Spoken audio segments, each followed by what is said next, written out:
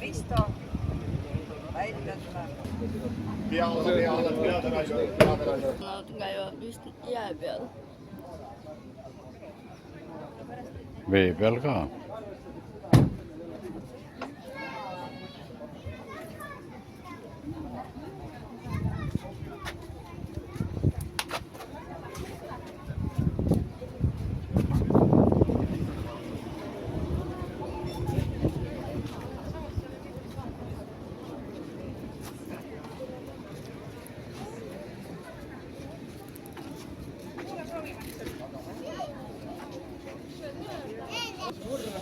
Mitte kurr, putukalt või kutsume.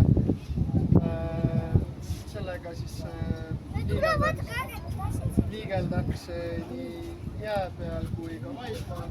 Seal nurga peal on selle hüdrokopteri see kirjeldus ka.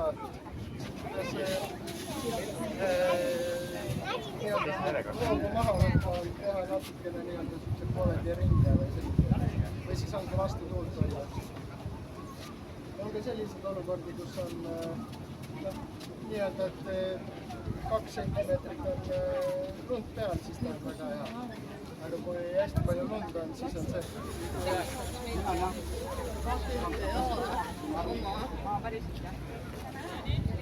APV ka, jah. Peal käib sellega. Peal käib sellisega. Jaa.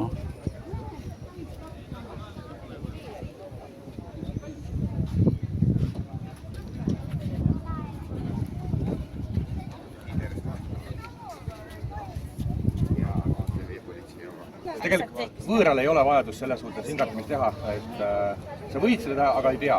Kõige tähtsam on praegu täiskasvanul on see elustamine. Laste ja uppunute puhul on see, et sa pead tegelikult hingatama vaata.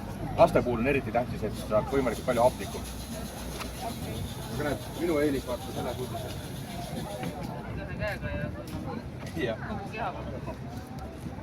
Ainult ühte lihasgruppi oma tala selga, siis sa saad enda keha raskust ka peale minna ja sa ei väsi nii kiiresti ära.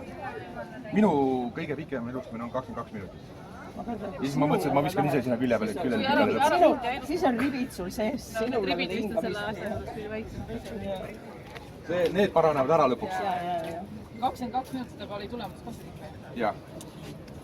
Aga kõik me väsime, ka meie selles suhtes töötajad, et meie üritame ikkagi iga, ütleme, 2 minuti tagant, 2-4 minuti tagant vahetada.